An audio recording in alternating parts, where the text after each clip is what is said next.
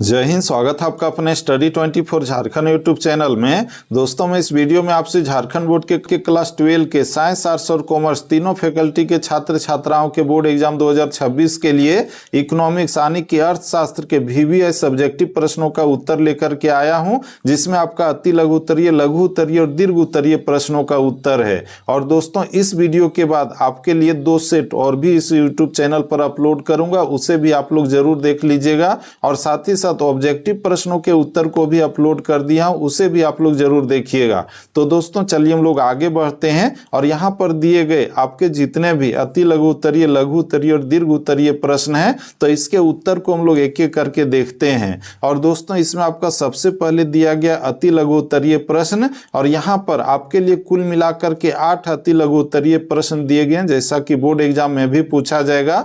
लेकिन आप लोगों को केवल और केवल 6 प्रश्नों का ही उत्तर लिखना, और 6वां प्रश्न आपका 2-2 नंबर का होगा, यानी कि सभी अति लघु उत्तरीय प्रश्नों को हल करने पर आपको पूरा का पूरा 12 नंबर मिलेगा। और दोस्तों, यहां पर आपका जो पहला अति लघु उत्तरीय प्रश्न पूछा गया है 31वां प्रश्न। 31वां प्रश्न का मतलब है कि सीरियल नंबर 1 से लेकर के 30 तक आपका ऑब्जेक्टिव प्रश्न पूछा जाएगा, एक एक नंबर वाला। और इसके बाद सीरियल नंबर 31 से लेकर के 52 तक आपका सब्जेक्टिव प्रश्न रहेगा, जिसमें अति लघु उत्तरीय, लघु उत्तरीय और दीर्घ उत्तरीय प्रश्न रहेंगे। तो दोस्तों, यहां पर आपका जो 31वां प्रश्न पूछा गया है, वो पूछा गया है कि अर्थशास्त्र के जनक कौन थे।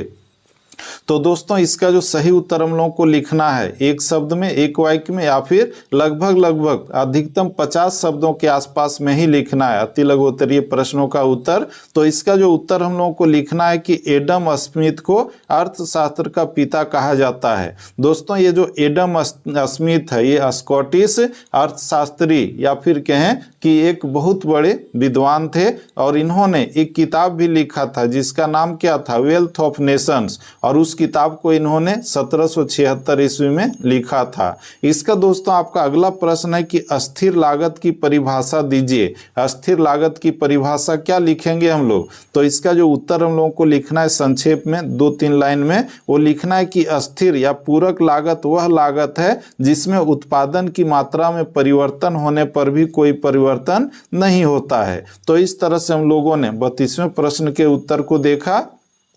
इसका दोस्तों आपका अगला प्रश्न पूछा गया है, वह है कि एक अधिकार बाजार में फर्मों की संख्या कितनी होती है। तो यहाँ पर जो हम लोग देख रहे हैं, एक अधिकार बाजार में फर्मों की संख्या केवल 1 होती है, समझ रहे हैं। तो इसका जो उत्तर हम लोगों को लिखना है कि एक अधिकार बाजार में वस्तु का उत्पादन करने वाली केवल 1 फर्म होती है। इसका दोस्तों आपका अगला प्रश्न है कि FAD सिद्धांत का प्रतिपादन किसने किया। तो दोस्तों, इसका जो प्रतिपादन किए थे भारतीय अर्थशास्त्री प्रोफेसर अमर्त्य सेन ने, जिस पर इनको जो है नोबेल पुरस्कार भी मिला था। इसका दोस्तों आपका अगला प्रश्न है कि समष्टि अर्थशास्त्र को परिभाषित कीजिए। समष्टि अर्थशास्त्र किसे कहते हैं, तो इसका जो उत्तर होगा कि प्रोफेसर बोल्डिंग के अनुसार व्यापक अर्थशास्त्र व्यक्तिगत मात्राओं का अध्ययन नहीं करता, बल्कि इन मात्राओं के समूह का अध्ययन करता है। तो इस तरह से हम लोगों ने 35वें प्रश्न के उत्तर को भी देखा। इसका दोस्तों आपका जो अगला प्रश्न पूछा गया है, वो पूछा गया कि राष्ट्रीय आय को मापने की एक विधि बताइए। तो एक विधि क्या है, तो इसका जो उत्तर हम लोग लिखेंगे उत्पाद अथवा मूल्य वृद्धि विधि। समझ रहे हैं, एक ही विधि के बारे में पूछा गया था, इसीलिए सिर्फ एक, या फिर कहा जाए यहाँ पर 2 आपका दे दिया गया है, समझ रहे हैं। इसका दोस्तों हम लोग आगे बढ़ें तो आपका जो अगला प्रश्न पूछा गया कि अतिरेक मांग क्या दर्शाता है। अतिरेक मांग क्या दर्शाता है, तो दोस्तों इसका जो उत्तर हम लोग लिखेंगे बस 2 ही शब्द में, अस्फीतिक अंतराल। समझ रहे हैं, अस्फीतिक अंतराल। अतिरेक मांग क्या दर्शाता है, अस्फीतिक अंतराल। इसका दोस्तों आपका अगला प्रश्न है कि प्रत्यक्ष कर क्या है। प्रत्यक्ष कर किसे कहते हैं, प्रत्यक्ष कर या प्रत्यक्ष कर, 2 तरह के कर होते हैं। तो इसका जो उत्तर हम लोगों को लिखना है कि प्रत्यक्ष कर उस व्यक्ति पर लगाया जाता है जिससे उसका भार स्वयं ही उठाना पड़ता है और उसे किसी दूसरे पर टाला नहीं जा सकता, जैसे कि आयकर, इनकम टैक्स। ठीक है, तो दोस्तों इस तरह से हम लोगों ने कुल मिलाकर के 8 अति लघु उत्तरीय प्रश्नों के उत्तर को देख लिया है। इसके बाद हम लोग आगे बढ़ें तो आपका दिया गया लघु उत्तरीय प्रश्न, जिसमें आपका यहाँ पर कुल मिलाकर के 8 लघु उत्तरीय प्रश्न दिए गए हैं, लेकिन आप लोगों को बोर्ड एग्जाम में केवल 6 प्रश्नों का ही उत्तर लिखना और 6 प्रश्नों का जो उत्तर है अधिकतम 150 शब्दों में देना है, समझ रहे हैं, उससे अधिक में नहीं। और प्रत्येक प्रश्न आपका 3-3 नंबर का होगा, यानी कि सभी लघु उत्तरीय प्रश्नों को हल करने पर आप लोगों को पूरा का पूरा 18 नंबर दिया जाएगा। और दोस्तों यहाँ पर आपका जो 39वां प्रश्न पूछा गया है वह है कि व्यष्टि अर्थशास्त्र तथा समष्टि अर्थशास्त्र में क्या अंतर है, दोनों में अंतर बताना है। तो दोस्तों इसका जो उत्तर हम लोगों को लिखना है बस संक्षेप में लगभग 150 शब्दों के आसपास में। तो सबसे पहले यहाँ पर लिखेंगे व्यष्टि अर्थशास्त्र के बारे में 2 पॉइंट, समझ रहे हैं। और इसमें जो पहला पॉइंट लिखना है कि व्यष्टि अर्थशास्त्र में व्यक्तिगत स्तर पर आर्थिक समस्या का अध्ययन किया जाता है, जैसे एक उपभोक्ता, एक उत्पादक, एक फर्म, ठीक है। दूसरा पॉइंट में लिखना है कि व्यष्टि अर्थशास्त्र में व्यक्ति और व्यक्ति के व्यवहार का अध्ययन होता है। तो इस तरह से हम लोगों ने 2 पॉइंट लिख दिया है व्यष्टि अर्थशास्त्र के बारे में।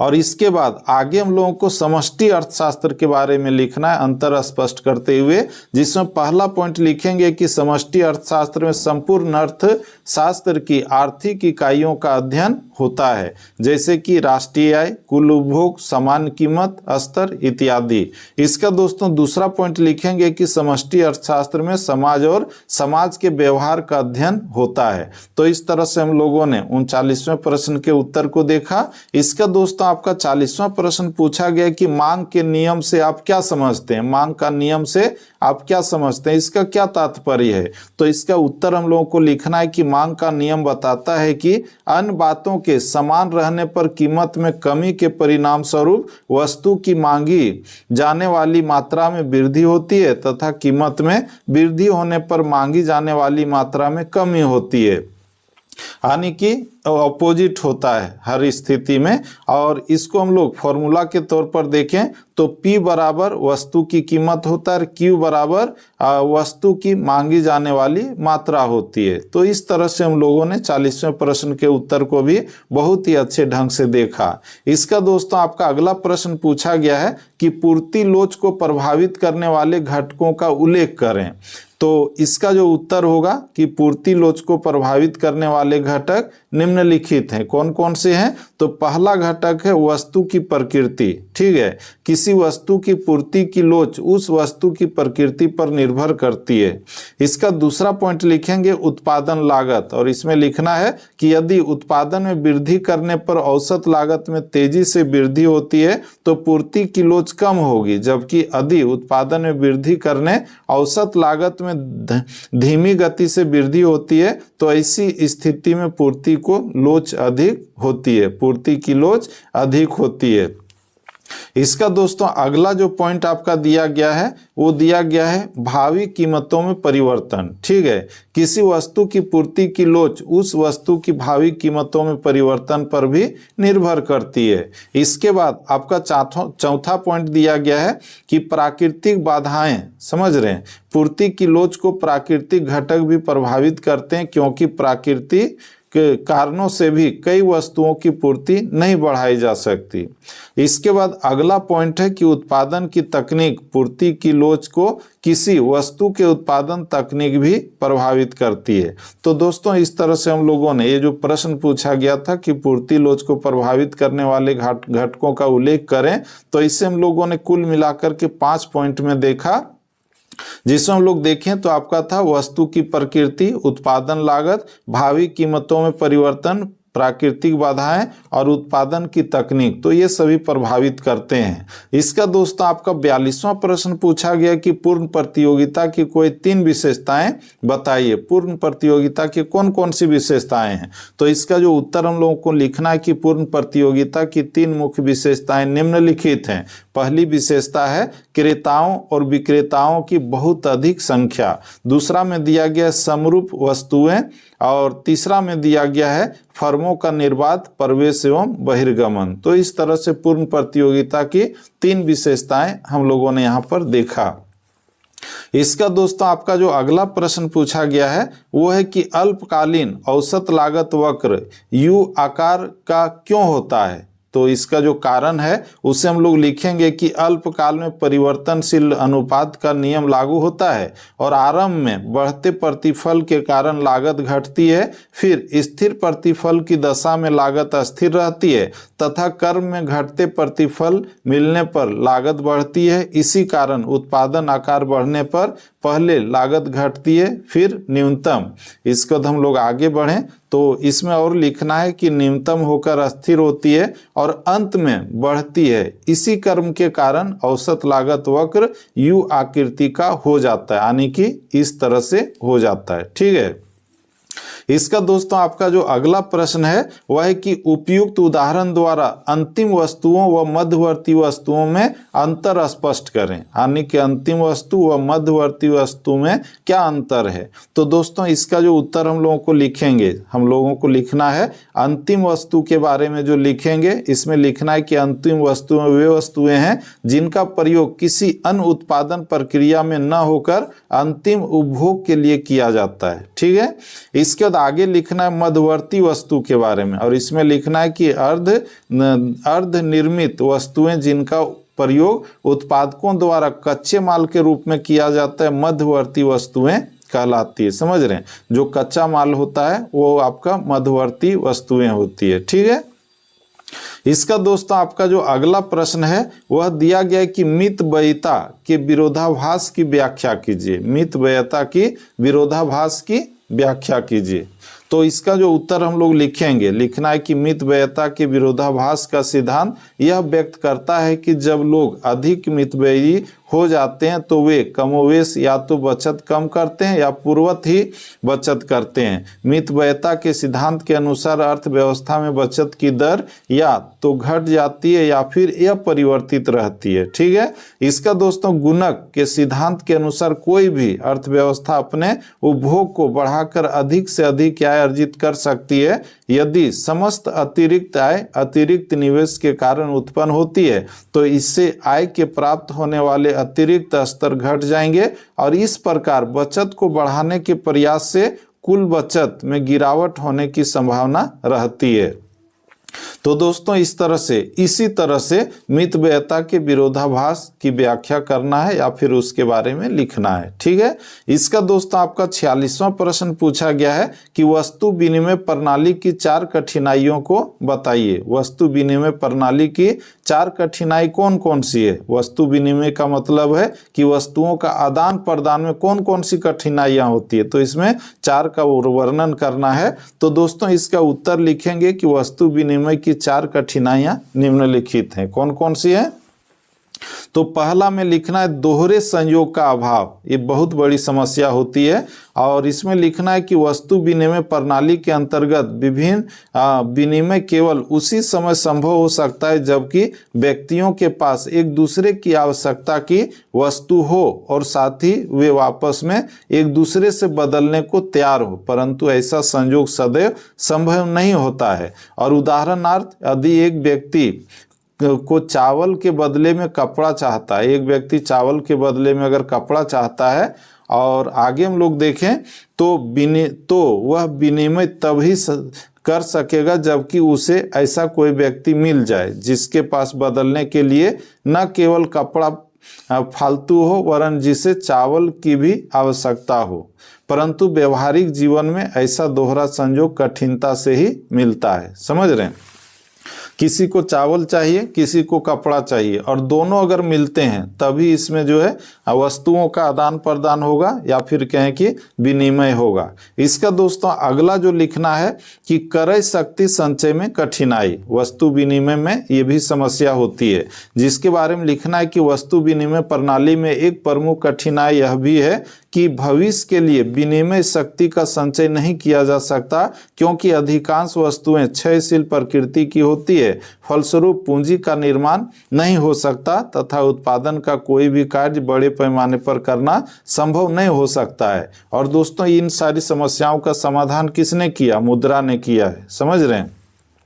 इसका दोस्तों आपका जो तीसरा पॉइंट दिया गया है वो दिया गया है कि सर्वमान्य मूल्य मापक का अभाव। वस्तु विनिमय प्रणाली के अंतर्गत मूल्य का कोई मानक न होने के कारण विनिमय की जाने वाली प्रत्येक वस्तु का मूल्य निश्चित करना एक कठिन काम है। और उदाहरण के लिए यह कैसे निश्चित किया जाएगा कि कितने गेहूं के बदले में 1 मीटर कपड़ा मिलेगा या 1 किलोग्राम गेहूं के बदले में कितना कपड़ा दिया जाएगा। तो ये जो है सर्वमान्य मूल्य मापक का इसमें अभाव होता है वस्तु विनिमय प्रणाली में। इसका दोस्तों आगे हम लोग बढ़ें तो चौथा जो पॉइंट देना है वस्तुओं के विभाजन में कठिनाई। वस्तु विनिमय प्रणाली में वस्तुओं के विभाजन में कठिनाई होती है और इसके बारे में जो लिखना है कि विनिमय होने वाली वस्तुओं में कुछ वस्तुएं ऐसे होती है जिनका विभाजन नहीं किया जा सकता। यदि उनका विभाजन किया जाए तो वस्तु की उपयोगिता एवं मूल्य नष्ट हो जाएगी। जैसे कि जीवित जानवर, अगर मान लीजिए कि जीवित जानवर का वस्तु विनिमय के तहत अदला बदली करते हैं तो ये संभव नहीं हो पाता है। आगे इसमें लिखना उदाहरण के तौर पर कि मान लीजिए यदि किसी व्यक्ति के पास एक बकरी है और वह उसके बदले में 2 वस्तुएं लेना चाहता है, गेहूं और कपड़ा। ये वस्तुएं 2 भिन्न भिन्न व्यक्तियों के पास हैं। अब उसके सामने समस्या आती है कि वह बकरी किसे दे, क्योंकि वह बकरी को टुकड़े टुकड़े करने की चेष्टा करता है तो उसे हानि उठानी पड़ती है।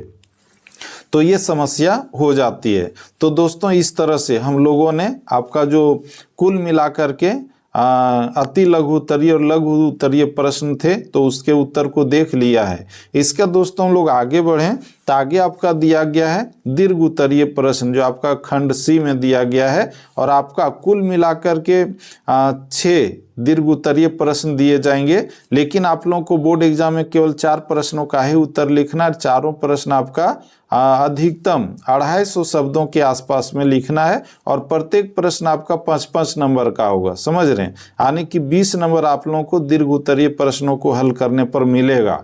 और दोस्तों यहाँ पर आपका जो पहला दीर्घ उत्तरीय प्रश्न पूछा गया है यानी कि 47वां, वह है कि आर्थिक समस्या क्या है, यह क्यों उत्पन्न होती है। आर्थिक समस्या क्या है और यह क्यों उत्पन्न होती है। तो दोस्तों इसका जो उत्तर हम लोग लिखेंगे, साथ ही साथ इसको जो है प्रश्न को घुमा करके भी पूछ सकता है कि आर्थिक समस्याएं क्यों उत्पन्न होती है। तो इन दोनों प्रश्नों का जो उत्तर है सेम होगा और इसका उत्तर हम लोगों को लिखना है कि आर्थिक समस्या का अर्थ। सबसे पहले क्या लिखना है, आर्थिक समस्या क्या है, तो इसका अर्थ लिखना है। और इसमें लिखना है कि जब विभिन्न आवश्यकताओं की संतुष्टि के लिए सीमित साधनों का कुशलतम प्रयोग किया जाता है तब आर्थिक समस्या उत्पन्न होती है। अतः आर्थिक समस्या चुनाव की समस्या या साधनों के बचतपूर्ण प्रयोग की समस्या है। और दूसरे शब्दों में आर्थिक समस्या का संबंध सीमित संसाधनों का प्रयोग असीमित आवश्यकताओं के वैकल्पिक प्रयोग से है। ठीक है,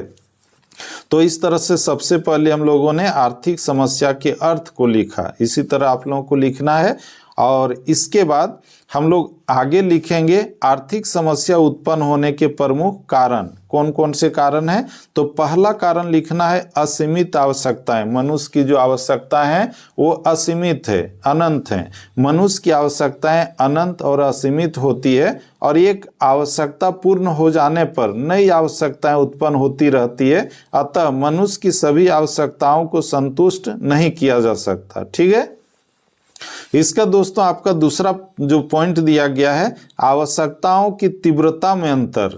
आवश्यकताएं तीव्रता की दृष्टि से भी भिन्न भिन्न होती है, अर्थात प्रत्येक मनुष्य के लिए कुछ आवश्यकताएं अधिक महत्वपूर्ण है और कुछ के लिए कम। अतः महत्व के आधार पर प्रत्येक व्यक्ति अपनी विभिन्न आवश्यकताओं को अलग अलग प्राथमिकता के क्रम में रख सकता है। ठीक है, तो इस तरह से हम लोगों ने दूसरा कारण देखा। इसका दोस्तों आपका जो तीसरा कारण दिया गया यहाँ पर वह सीमित या दुर्लभ साधनों की सीमितता अथवा दुर्लभता से अभिप्राय है कि इनकी मांग इनकी पूर्ति से अधिक होती है।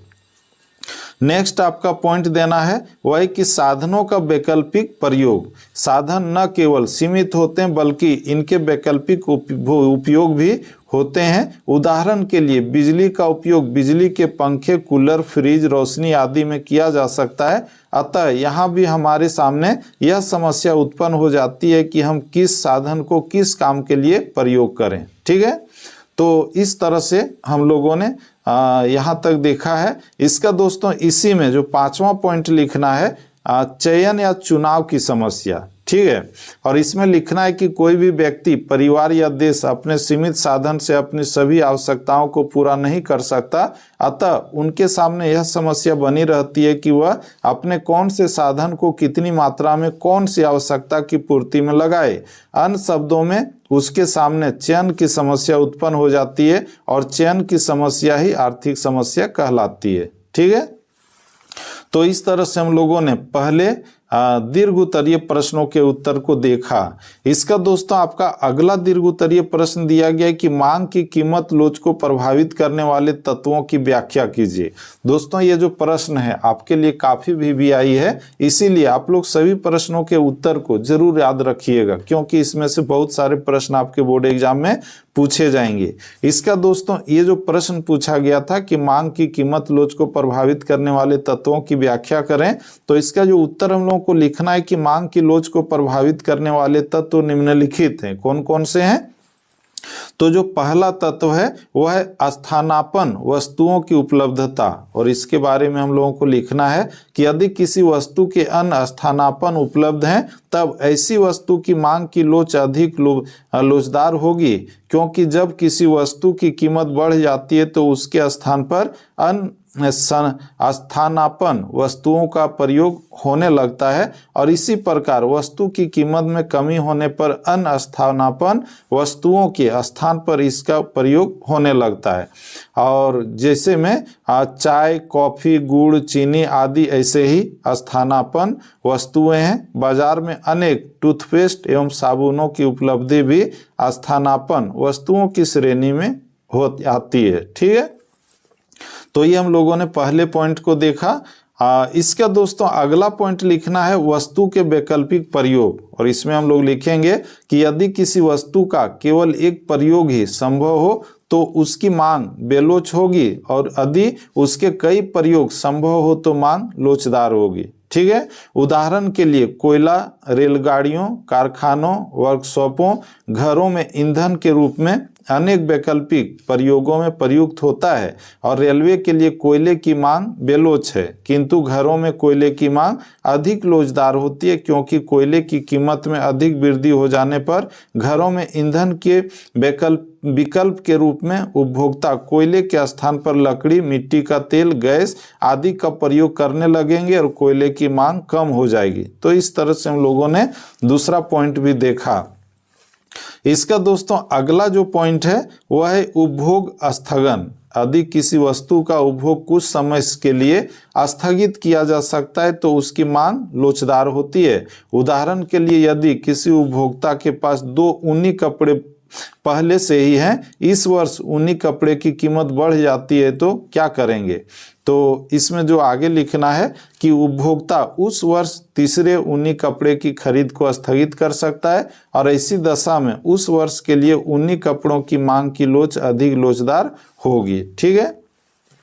इसका चौथा जो पॉइंट है प्रभावित करने वाले कारक, इसमें लिखना है व्यय की राशि, जिसमें लिखेंगे कि जिन वस्तुओं पर आय का अधिक भाग व्यय किया जाता है उनकी मांग अधिक लोचदार होती है, तथा जिन वस्तुओं पर उपभोक्ता अपनी आय का अति सूक्ष्म भाग व्यय करता है उसकी मांग प्रायः बेलोच होती है। यही कारण है कि टेलीविजन, रेडियो, साइकिल, स्कूटर की मांग अधिक लोचदार होती है, जबकि नमक, गेहूं, दिया सलाई आदि की मांग बेलोचदार होती है। ठीक है।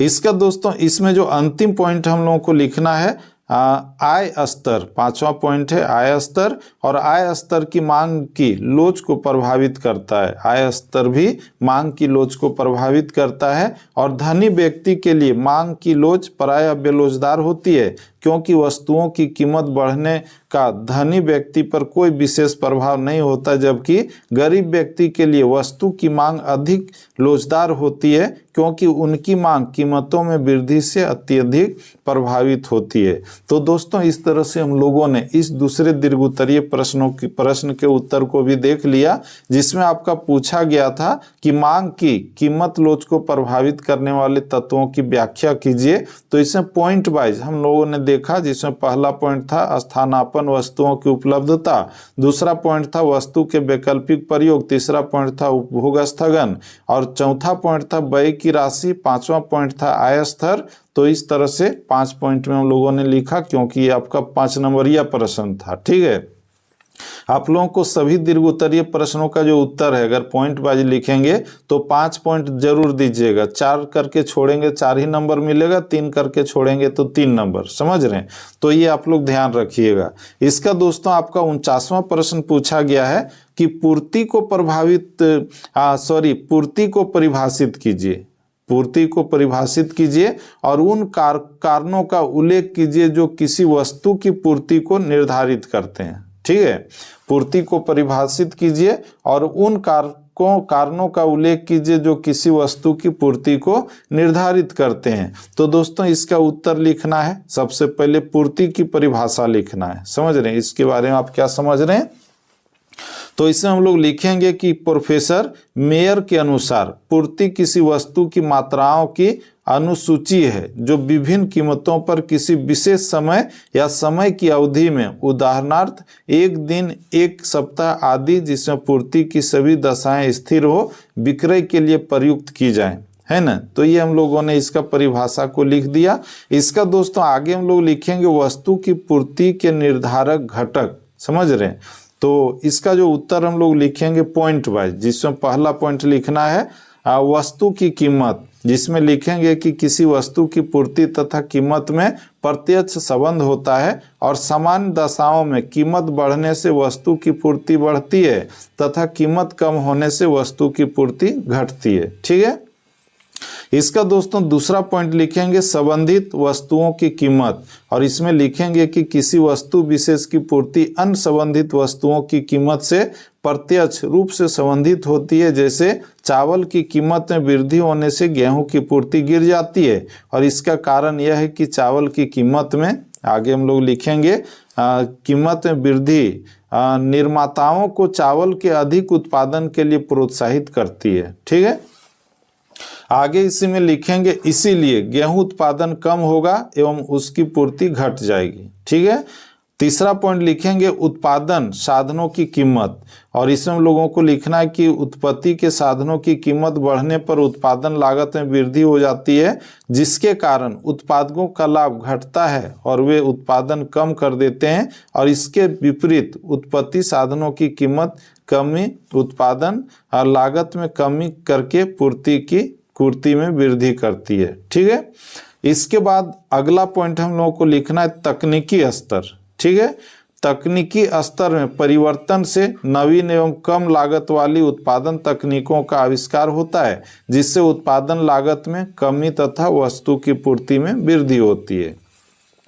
इसका दोस्तों 5वां पॉइंट जो लिखना है वो लिखेंगे फर्मों की संख्या। ठीक है, किसी वस्तु की बाजार पूर्ति फर्मों की संख्या पर भी निर्भर करती है। फर्मों की संख्या अधिक होने पर पूर्ति अधिक होती है, और इसके विपरीत फर्मों की संख्या कम होने पर पूर्ति कम हो जाती है। तो दोस्तों इस तरह से हम लोगों ने यहाँ पर जो आपका प्रश्न पूछा गया था कि पूर्ति को परिभाषित कीजिए, उन कारणों का उल्लेख कीजिए जो किसी वस्तु की पूर्ति को निर्धारित करते हैं। तो इस तरह से हम लोगों ने सबसे पहले यहाँ पर लिखा था पूर्ति का परिभाषा, और इसके बाद वस्तु की पूर्ति के निर्धारक जो घटक हैं जो प्रभावित करने वाले, तो उसको हम लोगों ने यहाँ पर लिखा, जिसमें पहले पॉइंट में था वस्तु की कीमत, दूसरे में संबंधित वस्तुओं की कीमत, और तीसरे में उत्पादन साधनों की कीमत, चौथे में तकनीकी स्तर, पांचवें में फर्मों की संख्या। ठीक है, इसका दोस्तों आपका जो एक और महत्वपूर्ण प्रश्न है वह है कि राष्ट्रीय आय की गणना की विधियां बताइए। राष्ट्रीय आय की गणना कौन कौन विधि द्वारा की जाती है? तो दोस्तों इसका जो उत्तर लिखेंगे राष्ट्रीय आय की गणना की निम्नलिखित विधियां हैं। पहली विधि क्या है? तो आय विधि, दूसरी विधि व्यय विधि, और तीसरी विधि उत्पाद विधि है। और दोस्तों इसको जो है एक एक करके इसके बारे में लिखना भी है, जिसमें लिखेंगे आय विधि के बारे में कि आय विधि के अंतर्गत उत्पादन के विभिन्न साधनों द्वारा उत्पादन में उनकी सेवाओं के प्रतिफलस्वरूप अर्जित किए जाने वाले भुगतान अर्थात साधनों की आय का योग किया जाता है। और यह वह विधि है जो एक लेखा वर्ष में उत्पादन के प्राथमिक साधनों जैसे कि श्रम, पूंजी, भूमि तथा उद्यम को उनकी उत्पादक सेवाओं के बदले में क्रमशः मजदूरी, लगान, ब्याज तथा लाभ के रूप में किए गए भुगतान की गणना करके राष्ट्रीय आय की माप करती है। ठीक है। राष्ट्रीय आय विधि के 3 कदम होते हैं। ये जो राष्ट्रीय आय विधि है इसके 3 कदम होते हैं। कौन कौन कदम है तो आप लोग देखिए दिया हुआ। पहला में उत्पादक उद्यमों की पहचान तथा वर्गीकरण, दूसरा में साधन आय का अर्थ तथा वर्गीकरण, और तीसरे में साधन आय का अनुमान। ठीक है। इसका दोस्तों हम लोग आगे बढ़ें तो दूसरी जो विधि है वह है आपका व्यय विधि, और इसमें लिखना है कि राष्ट्रीय आय की गणना करने की तीसरी विधि व्यय विधि है। और इस विधि को आय विन्यास विधि या फिर उपभोग एवं निवेश विधि भी कहा जाता है। और व्यय विधि वह विधि है जिसके द्वारा एक लेखा वर्ष में बाजार कीमत पर सकल घरेलू उत्पाद पर किए गए अंतिम व्यय को मापा जाता है। यह अंतिम व्यय बाजार कीमत पर सकल घरेलू उत्पाद के बराबर होता है। ठीक है। और दोस्तों ये जो व्यय विधि है इसके जो विभिन्न कदम है वो कौन कौन है तो इसमें लिखना है व्यय विधि के कदम। व्यय विधि के मुख्य कदम निम्नलिखित हैं, जिसे हम लोग देखें तो आपका जो पहला विधि है अंतिम व्यय करने वाली इकाइयों की पहचान, दूसरा में है अंतिम व्यय का वर्गीकरण, तीसरा में है अंतिम व्यय की गणना, चौथा में है विदेशों से शुद्ध साधन आय का आकलन, और तीसरा में राष्ट्रीय आय का अनुमान। तो इस तरह से हम लोगों ने व्यय विधि यानी कि दूसरी विधि को देखा। इसका दोस्तों जो तीसरा विधि है वो आप लोग यहाँ पर देखिए, जिसमें दिया गया उत्पाद विधि, और इसमें लिखना है कि राष्ट्रीय आय मापने की उत्पाद विधि को मूल्य वृद्धि विधि या फिर औद्योगिक उद्गम विधि या शुद्ध उत्पाद विधि भी कहा जाता है। ठीक है। और इसमें लिखेंगे कि उत्पाद विधि या मूल्य वृद्धि विधि वह विधि है जो एक लेखा वर्ष में देश की घरेलू सीमा के अंतर्गत प्रत्येक उत्पादक उद्यम के उत्पादन में योगदान की गणना करके राष्ट्रीय आय को मापती है, और एक देश की घरेलू सीमा के अंदर की गई मूल्य वृद्धि बराबर उत्पादन के कुल जोड़ को ही घरेलू उत्पाद आय कहते हैं। जब उसमें विदेशों से प्राप्त शुद्ध आय को जोड़ा जाता है तब हमें राष्ट्रीय आय प्राप्त होती है। ठीक है।